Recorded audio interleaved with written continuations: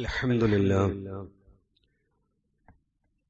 نحمده ونستعينه ونؤمن به ونتوكل عليه ونعوذ بالله من شرور أنفسنا ومن سيئات أعمالنا من يهده الله فلا مضل له ومن يضلله فلا هادي له وأشهد أن لا إله إلا الله وحده لا شريك له وأشهد أن محمدا عبده ورسوله أرسله بالهدى ودين الحق ليظهره على الدين كله ولو كره المشركون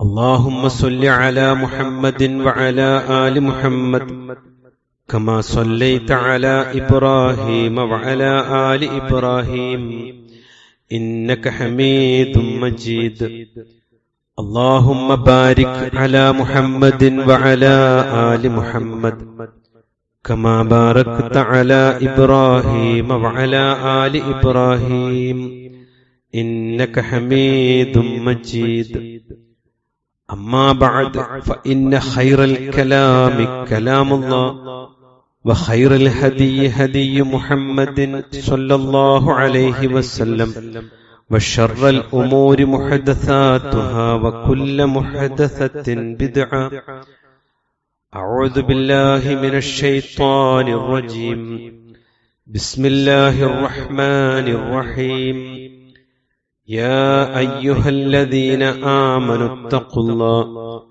حق تقاته ولا تموتن إلا وأنتم مسلمون يا أيها الذين آمنوا اتقوا الله وكونوا مع الصادقين ബഹുമാന്യരായ സത്യവിശ്വാസി വിശ്വാസിനികളെ, അള്ളാഹുവിന്റെ വിധിവിലക്കുകൾ ജീവിതത്തിൽ എല്ലാ മേഖലകളിലും സൂക്ഷ്മതയോടുകൂടി പാലിക്കണമെന്ന് സ്വന്തത്തെ ഓർമ്മപ്പെടുത്തിക്കൊണ്ട് നിങ്ങളിൽ ഓരോരുത്തരോടും പ്രത്യേകമായി വസിയ്യത്ത് ചെയ്യുകയാണ്, ഉപദേശിക്കുകയാണ്. പുതിയ കാലത്ത് ജീവിക്കുന്ന മനുഷ്യർ, അവരെ സംബന്ധിച്ചിടത്തോളം മാനസികമായ സംഘർഷങ്ങൾക്ക് നടുവിലാണ്. പഴയതിനേക്കാൾ ശക്തമായി അവന്റെ ജീവിതത്തിൽ എത്രയെത്ര സൗകര്യങ്ങളും സൗഭാഗ്യങ്ങളും ഉണ്ടെങ്കിലും സംഘർഷങ്ങൾ അവനെ രോഗികളാക്കി തീർത്തിട്ടുണ്ട്. അതിന്റെ ഒരു നേർക്കാഴ്ച മാനസികാരോഗ്യ കേന്ദ്രങ്ങളിലും അതുപോലെയുള്ള ഡോക്ടർമാരുടെ ക്ലിനിക്കുകളിലും ഒക്കെ നീണ്ടു നിൽക്കുന്ന അവരുടെ ക്യൂകൾ തന്നെയാണ്. അതിൽ പ്രായമുള്ളവരും മധ്യവയസ്കരും യുവാക്കളും കുട്ടികളും സ്ത്രീകളും എല്ലാവരും ആ ഒരു മേഖലയിൽ ഒരുപോലെ ഉണ്ട് എന്നതാണ് നമ്മെ ഏറെ ഭീതിപ്പെടുത്തുന്നത്.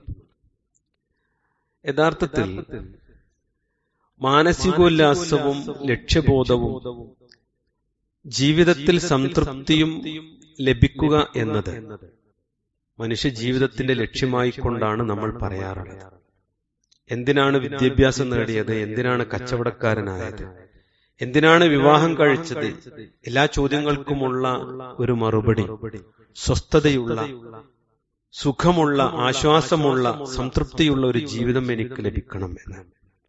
സഹോദരങ്ങളെ, മഹാഭൂരിപക്ഷത്തിനും അത് അനുഭവപ്പെടുന്നില്ല എന്നതാണ് വസ്തുത. അള്ളാഹു നമ്മെ കാത്തു സംരക്ഷിക്കുമാറാവട്ടെ. ഇവിടെ ഇസ്ലാം നമ്മോട് സംസാരിക്കുന്ന ചില പരിഹാരങ്ങളുണ്ട്.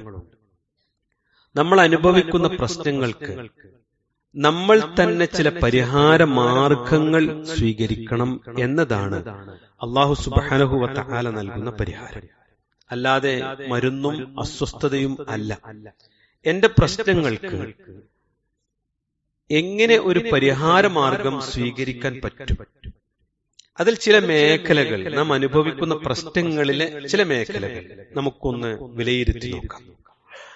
ഏറ്റവും വലിയ പ്രതിസന്ധി നമ്മൾ അനുഭവിക്കുന്ന, മനുഷ്യർ അനുഭവിക്കുന്ന ഏറ്റവും വലിയ പ്രശ്നം ലഭിക്കുന്ന വരുമാനം ആവശ്യങ്ങൾക്ക് തികയാതെ വരുന്നു എന്നതാണ്. പിന്നീട് എന്താണ് അയാളെ സംഘർഷത്തിലേക്ക് എത്തിച്ചത്? അവൻ കടം വാങ്ങുന്നു, അവന്റെ ആവശ്യങ്ങൾക്ക് വേണ്ടി, ആ പ്രശ്നത്തെ പരിഹരിക്കാൻ വേണ്ടി പലിശ ഇടപാടുകൾ നടത്തുന്നു, അവൻ അരുതാത്ത മാർഗങ്ങളിലൂടെ സഞ്ചരിക്കാൻ ശ്രമിക്കുന്നു. എന്തു സംഭവിക്കുന്നു? അവൻ സമ്പൂർണമായി അസ്വസ്ഥതയിലേക്കാണ് എത്തിച്ചേരുന്നത്. കടത്തിലേക്കും ബാങ്ക് ജപ്തിയിലേക്കും പരസ്പരം വിശ്വാസം നഷ്ടപ്പെട്ട് പരിഹാസങ്ങളുടെ കുത്തുവാക്കിലേക്ക്, ശാരീരിക പീഡനങ്ങളിലേക്ക് ഒക്കെ അവൻ എത്തിക്കും. മനസ്സിൽ ചെറിയ ഒരു അഭിമാനമുള്ളവൻ കുടുംബസമേതം ആത്മഹത്യ ചെയ്യും. ഈ ദുരന്തം നമ്മിലേക്കും എത്തും. കാരണം ഏറ്റവും വലിയ ദുരഭിമാനികൾ നമ്മളാണ് എന്നതാണ് വസ്തുത. റസൂലുള്ളാഹി സ്വല്ലല്ലാഹു അലൈഹി വസല്ലമ പഠിപ്പിച്ചു ജീവിതത്തെക്കുറിച്ചുള്ള കാഴ്ചപ്പാട്. ഔസാനി അൻ അൻളുറ ഇലാ മൻ ഹുവ ദൂനി വലാ അൻളുറ ഇലാ മൻ ഹുവ ഫൗഖി. അബൂ ദർദാ റളിയല്ലാഹു അൻഹു കൊടുത്ത കുറേയധികം ഉപദേശങ്ങളിൽ ഒരു ഉപദേശമാണ് ഇത്. എപ്പോഴും ജീവിതത്തെ നീ കാണുമ്പോൾ നിന്നിലേക്ക് നോക്കുന്നതോടൊപ്പം നിന്റെ താഴെ ഉള്ളവരിലേക്കാണ് നീ നോക്കേണ്ടത്. ഒരിക്കലും നിന്നേക്കാൾ അനുഗ്രഹങ്ങൾ ലഭിച്ചവരിലേക്കല്ല. അത് നിന്നെ പ്രയാസത്തിലാക്കും എന്ന്. ഇങ്ങനെ തന്റെ താഴെയുള്ള ആളിലേക്ക് ഒരാൾ നോക്കാൻ ശ്രമിച്ചാൽ അയാൾക്കൊരു വല്ലാത്ത മനസ്സ് അല്ലാഹു നൽകും. എന്താ മനസ്സെന്നറിയോ? തന്നേക്കാൾ അനുഗ്രഹം ലഭിക്കാത്തവനോട് അവന് അനുഗ്രഹം ലഭിക്കാൻ വേണ്ടി ഒരു പ്രാർത്ഥന അവന്റെ മനസ്സിൽ നിന്നുണ്ടാകും ആദ്യം. പിന്നീട് തനിക്ക് എങ്ങനെ അയാളെ സഹായിക്കാൻ സാധിക്കും എന്നതാണ്. അവിടെയാണ് കിഡ്നി തകരാറിലായ ഒരു സുഹൃത്തിനു വേണ്ടി ബക്കറ്റ് പിടിച്ചു നിൽക്കുന്ന തന്റെ ഒരു സഹോദരനെ റോട്ടിൽ കാണുമ്പോൾ അറിയാതെ ബ്രേക്ക് ചവിട്ടും. അവൻ തന്റെ മനസ്സിൽ നിന്ന് തൃപ്തിയോടുകൂടി ഒരു സംഖ്യ കൊടുക്കും. അതിനു മുമ്പിൽ എന്താ അറിയാം? സുണേ, എനിക്കത് വർക്ക് ചെയ്യുന്നുണ്ടല്ലോ, എനിക്കൊരു പ്രശ്നമല്ല, അല്ലാ അത് മുടക്കിപ്പോയല്ലോ നീ പരീക്ഷണമായിട്ട്, അവന് ശിഫ നൽകണേ, ആശ്വാസം നൽകണേ എന്ന് റസൂലുള്ളാഹി സ്വല്ലല്ലാഹു അലൈഹി വസല്ലം പറഞ്ഞു. ഔസാനി ബിഹബ്ബിൽ മസാകിൻ. സാധുക്കളോടുള്ള മുഹബ്ബത്ത്, നിന്റെ ഇഷ്ടം നിനക്ക് ഉണ്ടാവണം. മാത്രമല്ല, ഇഷ്ടം മാത്രമല്ല, വദ്ദുനുവ്വി മിൻഹും, അവരെ നീ ഏറ്റെടുക്കുകയും ചെയ്യണം. ഇത് ജീവിതത്തിൽ വലിയൊരു പ്രശ്നത്തിനുള്ള പരിഹാരമാണ്. സഹോദരങ്ങളെ, സാധുക്കളെ സഹായിക്കണമെങ്കിൽ അവരിലേക്ക് നോക്കണം, അവരെ വിലയിരുത്തണം, സ്വന്തത്തിലേക്ക് നോക്കണം, എന്നെ വിലയിരുത്തണം. എനിക്ക് ലഭിച്ചതിനെ കുറിച്ച് ഓർമ്മ വരികയും അത് ലഭിക്കാതെ പരീക്ഷിക്കപ്പെട്ടവനെ കുറിച്ച് ആശ്വാസം ലഭിക്കാൻ ആഗ്രഹമുണ്ടാവുകയും ചെയ്യും. ഇന്ന് നമ്മുടെ മനസ്സങ്ങനെയല്ല. വാപ്പ മരിക്കോളം മക്കൾ പോലും ചിന്തിക്കൂല, എനിക്ക് കിട്ടിയതിന് ഇങ്ങനെ ഫഹ്റ് നടിച്ച് അതിന്റെ പിന്നാലെ ഇങ്ങനെ നടക്കും. ആരെങ്കിലും ഒന്ന് മരിച്ചാൽ പിന്നെ എത്തിക്കാനൊക്കെ ടോക്കൺ എടുത്ത് അവിടെ 10,000 ചെലവഴിച്ച് ചോറ് കൊടുക്കുന്നിടത്തേ ഉണ്ടാവുള്ളൂ. അത് മോശമാണെന്നല്ല പറഞ്ഞത്. പക്ഷെ അതിനു മുൻപ് നമ്മെയും നമ്മുടെ കുടുംബത്തെയും ഇങ്ങനെ ചിന്തിക്കാൻ നമുക്ക് സാധിച്ചാൽ വലിയ അനുഗ്രഹങ്ങൾ നമുക്ക് മനസ്സമാധാനം ഉണ്ടാകും. ഇന്ന് പലപ്പോഴും സഹോദരങ്ങളെ, ചാരിറ്റി ഒരു അലങ്കാരമായി കൊണ്ടിരിക്കുന്നു. കുറ്റപ്പെടുത്തല്ല, ഒരു അലങ്കാരം. ഞാൻ ഇന്ന് ചെയ്യുന്നു, 4 ആളുകൾക്ക് മുമ്പിൽ പറയാം. അല്ലെങ്കിൽ അതൊരു സൊസൈറ്റിയിൽ ഞാൻ അതിന്റെ വലിയ ആളാണെന്ന് പറയാം. നല്ലതാണ്, ജനങ്ങൾക്ക് സൗകര്യങ്ങൾ ചെയ്തു കൊടുക്കണം, അല്ലാഹു ഖൈറും ബർക്കത്തും നൽകുമാറാവട്ടെ. പക്ഷേ യഥാർത്ഥത്തിൽ ചാരിറ്റി എന്ന വാക്ക് അത് സ്വന്തത്തിന്റെ സമ്പാദ്യമായി കാണുന്നിടത്താണ് നമ്മൾ വിജയിക്കേണ്ടത് എന്നർത്ഥം. അവിടെയാണ് ഈ ഹദീസ് ഏറ്റവും പ്രസക്തമാകുന്നത്. ഉൻദുറൂ, സഹോദരങ്ങളെ, റസൂലുള്ളാഹിയാണ് പറയുന്നത്. ഉൻദുറൂ, നോക്കൂ, നോക്കാനുള്ള കൽപ്പനയാണ്. ഇലാ മൻ ഹുവ അസ്ഫല മിൻകും വലാ ഇലാ മൻ ഹുവ ഫൗഖകും.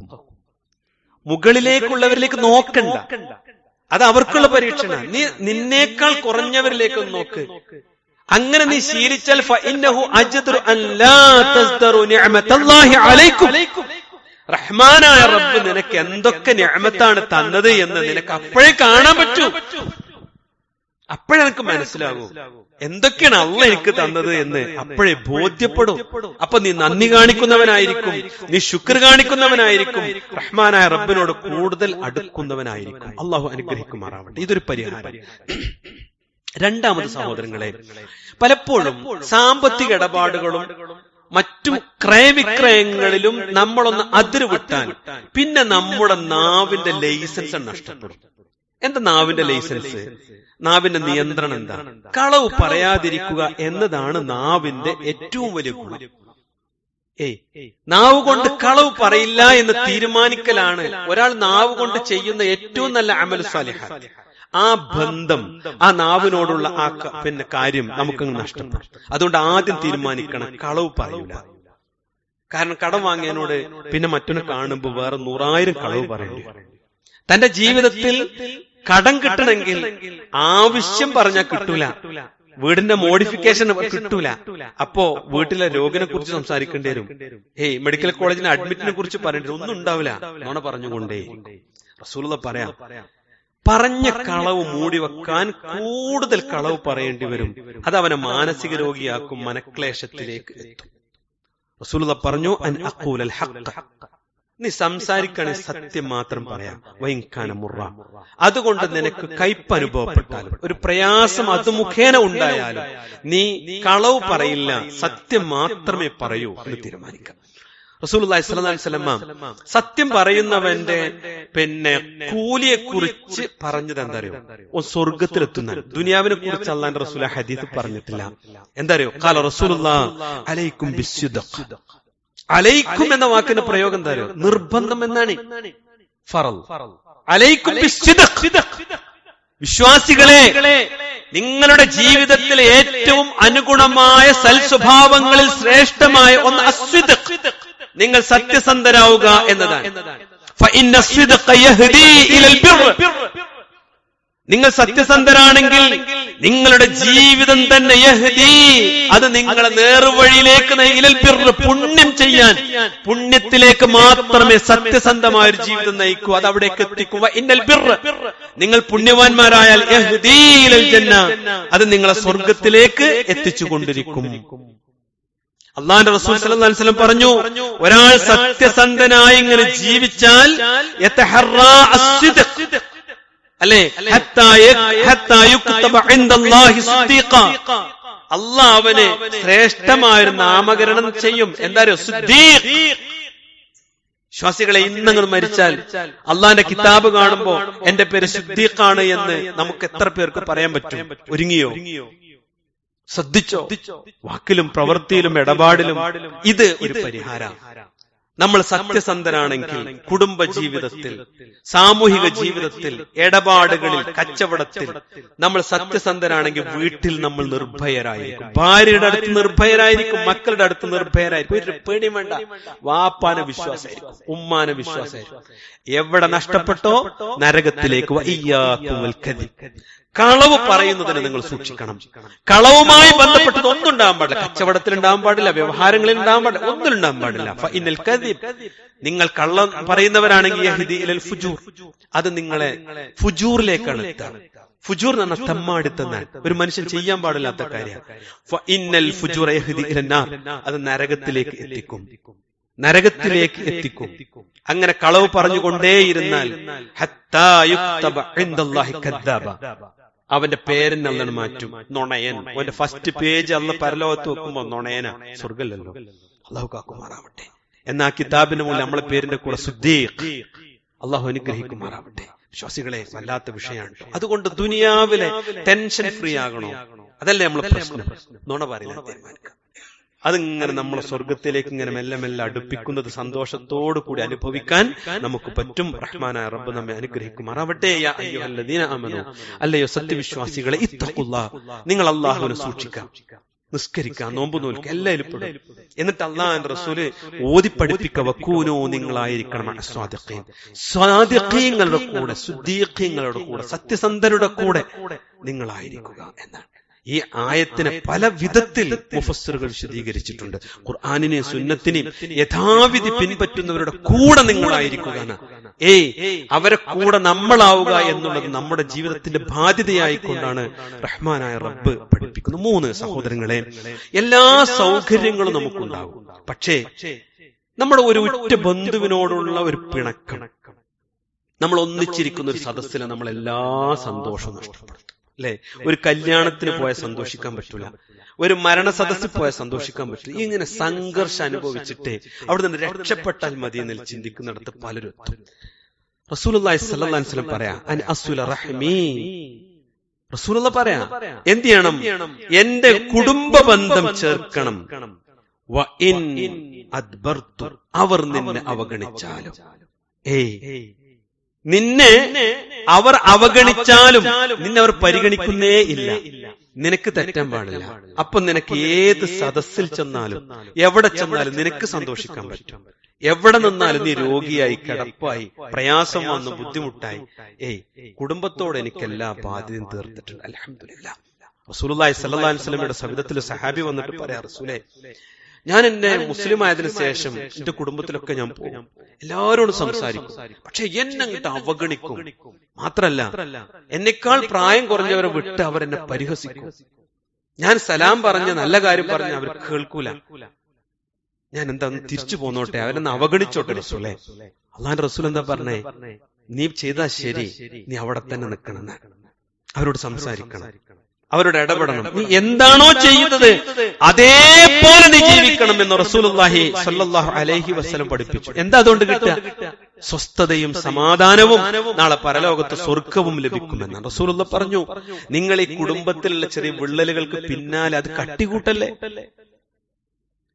അതൊന്ന് അവഗണിച്ച് അവരോടൊന്ന് അടുത്ത് പെരുമാറി ജീവിക്ക്. അള്ളാന്റെ റസൂൽ പറഞ്ഞു, ദുനിയാവിൽ ചിലപ്പോൾ നിങ്ങൾ ആരും മൈൻഡ് ചെയ്യൂല, പക്ഷേ ഖാല മൻ സർറഹു അയ്യുമദ്ദ ലഹു ഫി ഉംരി, ഒരാൾക്ക് അയാളുടെ ആയുസ്സിന് ദീർഘം ലഭിക്കണം, നല്ല ആയുസ് കിട്ടണമെന്ന് ആഗ്രഹിക്കുന്നുവെങ്കിൽ വയുവസ്സഅ ലഹു ഫി റിസ്ഖി, അവന്റെ ഉപജീവനത്തിൽ അവന് വിശാലത ലഭിക്കണമെന്നും അവൻ ആഗ്രഹിക്കുന്നുവെങ്കിൽ വയുദ്ഫഅ അൻഹു മീതതു സു, ഒരു ആളുകൾ കേൾക്കും ഒരു പ്രയാസം ഉണ്ടാക്കുന്ന ദുർമരണം എന്നൊക്കെ പറയില്ല, അങ്ങനത്തെ ഒരു പ്രയാസകരമായ മരണത്തിൽ നിന്ന് അവൻ രക്ഷപ്പെടണമെന്ന് ആഗ്രഹിക്കുന്നുവെങ്കിൽ രണ്ട് ഗുണമുണ്ടായാൽ മതി. അള്ളാഹനെ സൂക്ഷിച്ച് ശരിക്ക് ജീവിക്കുക, നിസ്കാരവും നോമ്പും സക്കാത്തും വിശ്വാസവും തൗഹീദും ഒക്കെ ഉറപ്പിക്കുക. എന്നിട്ടോ വല്യസുൽ റഹ്മ, തന്റെ കുടുംബ ബന്ധത്തെ ശരിക്ക് ചേർത്ത് പിടിക്കുകയും ചെയ്യുക. അത് ചേർക്കുക, വിള്ളനേക്കാൻ പാടില്ല. അള്ളാഹു നമ്മെ അനുഗ്രഹിക്കുമാറാവട്ടെ. സ്വസ്ഥത കിട്ടും, സമാധാനം കിട്ടും, സ്വർഗം കിട്ടും. നാലാമത്തെ ഒരു കാര്യം തരും, നമ്മൾ ആരിൽ നിന്നും ഒന്നും പ്രതീക്ഷിക്കാതെ, അവരിൽ നിന്ന് അവൻ എന്തേ എനിക്ക് തന്നില്ല, അവൻ എന്തേ എന്നോട് അതിനെപ്പറ്റി ചോദിച്ചു, ഒന്നുമില്ല. ഒരാളിൽ നിന്നും ഒന്നും പ്രതീക്ഷിക്കാതെ സ്വയം പര്യാപ്തനായി നമ്മൾ ജീവിക്കുന്നില്ല. ഒന്നും ഒരാളിൽ പ്രതീക്ഷിക്കുമ്പോഴല്ലേ കിട്ടലിനെ കുറിച്ച് ചിന്തിക്കേണ്ടുള്ളൂ. ഒന്നും പ്രതീക്ഷിക്കാതിരിക്കുക.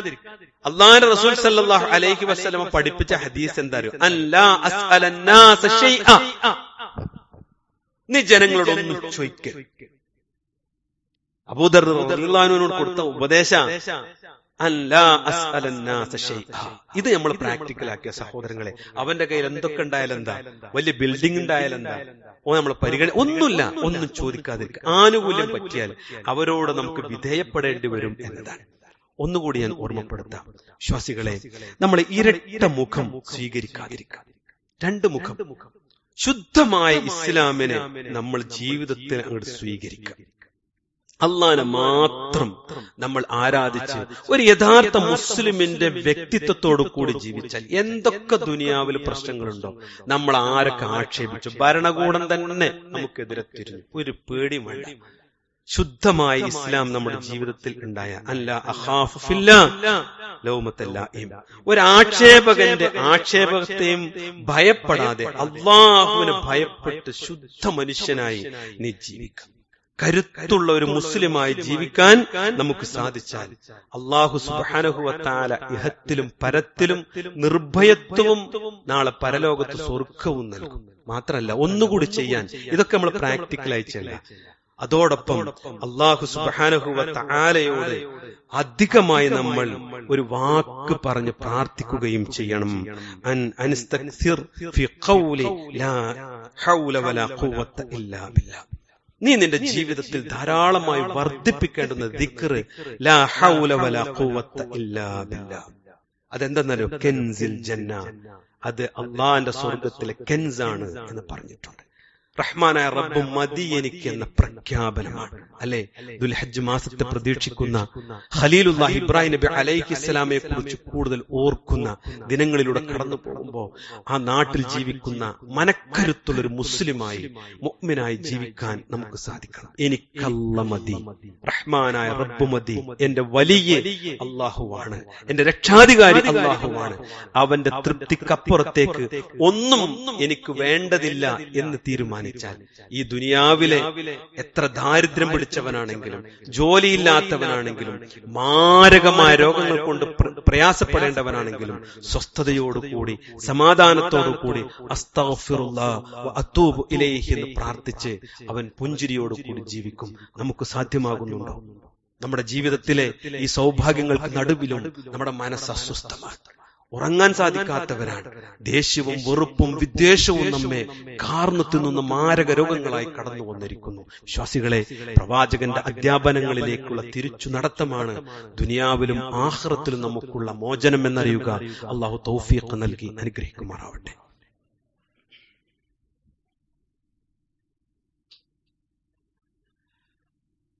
ഇന്നൽ ഹംദുലില്ലാഹ് വസ്സലാത്തു വസ്സലാമു അലാ റസൂലില്ലാഹ് വഅലാ ആലിഹി വസഹ്ബിഹി അജ്മഈൻ. അമ്മാ ബഅദ്. ബഹുമാന്യരായ സത്യവിശ്വാസികളെ, അള്ളാഹുവിന്റെ വിധിവിലക്കുകൾ സൂക്ഷിക്കണേ എന്ന് ഒരിക്കൽ കൂടി ഓർമ്മപ്പെടുത്തുകയാണ്. പരിശുദ്ധ ഹജ്ജിനു വേണ്ടി ധാരാളം ആളുകൾ യാത്ര തിരിച്ചിട്ടുണ്ട്. ആളുകൾ യാത്രയ്ക്ക് ഒരുങ്ങിക്കൊണ്ടിരിക്കുന്നു. റഹ്മാനായ റബ്ബ് അള്ളാഹു ഇഷ്ടപ്പെടുന്ന, അള്ളാഹു സ്വീകരിക്കുന്ന രൂപത്തിൽ ഹജ്ജും ഉംറയും പൂർത്തിയാക്കുവാനുള്ള തൗഫീഖ് അള്ളാഹു നൽകുമാറാവട്ടെ. നമ്മുടെ പല സഹോദരങ്ങളും ഹജ്ജിനൊരുങ്ങി യാത്ര പുറപ്പെടാൻ യാത്ര പറയവേ മരണപ്പെട്ടു പോയ നമ്മുടെ സഹോദരങ്ങളുണ്ട്. റഹ്മാനായ റബ്ബ് അത്തരം ആളുകളുടെയൊക്കെ ഖബറുകൾ വിശാലമാക്കി കൊടുക്കുമാറാവട്ടെ. വിശ്വാസികളെ, ഈ ദുൽഹജ്ജ് മാസത്തെ നമ്മൾ പ്രതീക്ഷിക്കുമ്പോൾ വിശുദ്ധ ഖുർആനിൽ അള്ളാഹു പ്രവാചകനോട് പറഞ്ഞ ഒരു വാക്കുണ്ട്, ഇന്നാ അഅ്തൈനാകൽ കൗസർ. അല്ലയോ പ്രവാചകരെ, തീർച്ചയായും നിനക്ക് നാം ധാരാളം നേട്ടം നൽകിയിരിക്കുന്നു എന്ന്. കൗസർ നൽകിയിട്ടുണ്ട് പ്രവാചകരെ എന്ന നുബുവത്തും എല്ലാം. അവിടെ ഒരു ധനവും നൽകാതെ ദാരിദ്ര്യം മാത്രം നൽകി മരണപ്പെട്ടു പോയ ഒരു പ്രവാചകനാണ് നമ്മുടെ മുത്ത് റസൂലുള്ളാഹി സ്വല്ലല്ലാഹു അലൈഹി വസല്ലം. ആ പ്രവാചകന്റെ പവിത്രമായ വിശ്വാസവും അനുഷ്ഠാനവും നമുക്ക് അള്ളാഹു സമ്മാനമായി നൽകിയിട്ടുണ്ട്.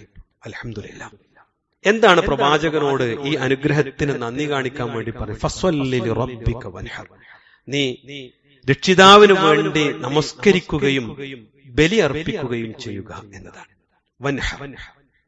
ഹജ്ജിന് യാത്രക്ക് പോകാത്ത നമ്മെ സംബന്ധിച്ചിടത്തോളം, അതിനാഗ്രഹിച്ച് പ്രാർത്ഥിച്ചു കഴിയുന്ന നമ്മെ സംബന്ധിച്ചിടത്തോളം ഈ ദിനങ്ങളിൽ നാം ചെയ്യേണ്ടത് ബലിയറുക്കുവാൻ വേണ്ടി ഒരുങ്ങുക എന്നതാണ്. അതിന് താക്കത്തുള്ളവർ അത് ചെയ്യൽ നിർബന്ധമാണ് എന്നാണ് മഹാഭൂരിപക്ഷം പണ്ഡിതന്മാരുടെ അഭിപ്രായം. അതിനവർ തെളിവ് പിടിക്കുന്ന ഒരു ഹദീസ്, മൻകാന ലഹു സഅത്തുൻ, ഒരാൾക്ക് അതിനുള്ള സൗഭാഗ്യമുണ്ട് എന്ന് പറഞ്ഞ അനുഗ്രഹം അല്ലാഹു കൊടുത്തിട്ടുണ്ട്. വലം യുളഹി, അവൻ ഉളുഹിയത്ത് അറുക്കുന്നില്ലെങ്കിൽ ഫലാ യഖ്റബന്ന മുസല്ലാന, അവൻ എന്റെ മുസല്ലയിലേക്ക് വരേണ്ടത്. ഈദ്ഗാഹിലാണ് നമസ്കാരം. അള്ളാന്റെ റസൂല് പ്രസവിച്ചു കിടക്കുന്ന സ്ത്രീകളോടും ആർത്തവമുള്ള സ്ത്രീകളും അവിടെ ഹാജറാകണം. അത്ര സ്നേഹത്തോടു കൂടി പ്രവാചകൻ വിളിച്ച ആ സദസ്സില് എന്റെ സദസ്സിക്ക് വരണ്ട. അത്യാവശ്യം സാമ്പത്തിക സ്വസ്ഥതയുള്ള ആളുകൾ ഉളുഹിയത്ത് അറുത്തിട്ടില്ലെങ്കിൽ. അതുകൊണ്ട് സഹോദരങ്ങളെ, ഒന്ന് മനസ്സിൽ കൈവച്ചൊന്ന് പരിശോധിക്കാം, ഇതിനൊക്കെ പറ്റും അല്ലെ? പലപ്പോഴും അതിൽ ശ്രദ്ധിക്കാതെ പോകുന്ന ചില കാര്യങ്ങൾ ഇൻഷാ അല്ലാഹ് അത് നമുക്ക് വിശദീകരിക്കാൻ അടുത്ത ഖുതുബകളിൽ. 2 വയസ്സ് തികഞ്ഞ മാടായിരിക്കണം. അതിൽ താഴെ പറ്റില്ല. പലരും അതിലൊക്കെ കുറെ അബദ്ധങ്ങൾ ചെയ്യാറുണ്ട്. പിന്നെ ഏതൊരു മാടാണോ അതിൽ 7 വരെ ചേരാം. ഒന്നിച്ചു വാങ്ങി ഒന്നിച്ചറുക്കലല്ല. ആ 7 എണ്ണത്തിൽ എത്ര ആളാണോ, 7 പേരാണോ 5 ആണോ, അത് നിജപ്പെടുത്തി ഇന്ന ആളുകളുടെ ഇന്നതാണ് എന്ന് കൃത്യമായി പറഞ്ഞ് വേർപ്പെടുത്തിക്കൊണ്ടായിരിക്കണം അത് ചെയ്യേണ്ടത്. അതൊക്കെ നമ്മൾ ശ്രദ്ധിക്കേണ്ട വിഷയം. 6 മാസം പൂർത്തിയാകാത്ത ആടിനെയും അറുക്കാൻ പാടില്ല. മാത്രമല്ല ഒരു ന്യൂനതയില്ലാത്തതായിരിക്കണം നമ്മൾ അറുക്കേണ്ടത്. ഞാൻ ഈ സൂചിപ്പിച്ചത് നമ്മുടെ നാട്ടിൽ, നമ്മുടെ മഹല്ലിൽ ഇതിനൊക്കെ സംവിധാനങ്ങളുണ്ട് സഹോദരങ്ങളെ. നമ്മളൊക്കെ ഒരു 10,000, 25,000, 50,000, 1,00,000 ശമ്പളം വാങ്ങും, അതിന് മുകളിലൊക്കെ സമ്പാദിക്കുന്ന ആളുകളാണ്. പക്ഷെ ഉദ്ഹിയ്യത്തിന്റെയും ദീനിന്റെ വിഷയം വരുമ്പോൾ നമ്മൾ പിന്നോട്ട് പോകണമെങ്കിൽ ഞാൻ നേരത്തെ പറഞ്ഞ ആ മാനസിക സംഘർഷത്തിൽ നിന്ന് ദുനിയാവിനെ വല്ലാതെ സ്നേഹിക്കുന്നുണ്ടാകും. അതുകൊണ്ട് ശ്രദ്ധിച്ച് അള്ളാന്റെ ദീനിന്റെ മാർഗത്തിൽ നമുക്ക് നിർബന്ധമായ ബാധ്യതകളെ പൂർത്തീകരിക്കാൻ നമ്മൾ പ്രത്യേകമായി ശ്രദ്ധിക്കണം. നമ്മുടെ മഹല്ലിൽ ഇൻഷാ അല്ലാഹ് 10,000 രൂപ ഷെയർ ചേർത്തുകൊണ്ടുള്ള സംവിധാനം നമ്മൾ ഒരുക്കിയിട്ടുണ്ട്. സ്വന്തമായി മാട് വാങ്ങാൻ കഴിയുന്ന അങ്ങനെ വാങ്ങണം, അതുപോലെ ഇങ്ങനെ ഷെയർ ചേരാൻ കഴിയുന്നവർ അങ്ങനെ ചെയ്യണം. നമ്മുടെ നാടുകളിൽ, മഹല്ലുകളിൽ അതിൽ നമ്മൾ പങ്കാളികളാകണം. അപ്പോഴൊക്കെ നമ്മുടെ മനസ്സിൽ ഖലീലുല്ലാഹ് ഇബ്രാഹിം നബി അലൈഹിസ്സലാം തന്റെ മനസ്സ് ശുദ്ധമാക്കാൻ വേണ്ടി, അള്ളാഹു തന്റെ കർമ്മങ്ങൾ സ്വീകരിക്കപ്പെടുവാൻ വേണ്ടി ത്യജിച്ച ത്യാഗോജ്വലമായ ജീവിതത്തിന്റെ ഓർമ്മകളിൽ ഞാനും ഇതാ ദൃഢമായി തീരുമാനിക്കുന്നു, ഞാൻ ഈ ദുനിയാവിനെ ആർത്തിയോടുകൂടി സ്വീകരിക്കുന്നവനല്ല, അള്ളാഹു അനുവദിച്ചതുപോലെ സ്വീകരിക്കുന്നവനും നാളെ പരലോകത്തെ എന്റെ വിചാരണയെ ഭയപ്പെട്ടുകൊണ്ട് ജീവിക്കുന്നവനും ആണ് എന്ന് തീരുമാനിച്ചാൽ ദുനിയാവും നമുക്ക് സ്വസ്ഥതയായിരിക്കും, ആഖിറവും നല്ല സന്തോഷമായിരിക്കും. അങ്ങനെ സ്വർഗത്തിൽ ഒരുമിച്ച് കൂടാൻ ഭാഗ്യം ലഭിക്കുന്നവരിൽ ഉൾപ്പെടാൻ നമുക്ക് സാധിക്കണം. അള്ളാഹു തൗഫീഖ് നൽകുമാറാവട്ടെ. ധാരാളം പ്രതിസന്ധികളിലൂടെയാണ് നമ്മുടെ സമൂഹം കടന്നു പോകുന്നത്. സ്വസ്ഥതയോടുകൂടി, വിശ്വാസത്തോടുകൂടി, ആർജവത്തോടുകൂടി അള്ളാഹുവിന്റെ ദീനിനെ സ്നേഹിച്ച് അത് ഉൾക്കൊണ്ട് അഭിമാനത്തോടു കൂടി ജീവിക്കാനുള്ള തൗഫീഖ് റഹ്മാനായ റബ്ബ് നമുക്ക് പ്രദാനം ചെയ്യുമാറാവട്ടെ.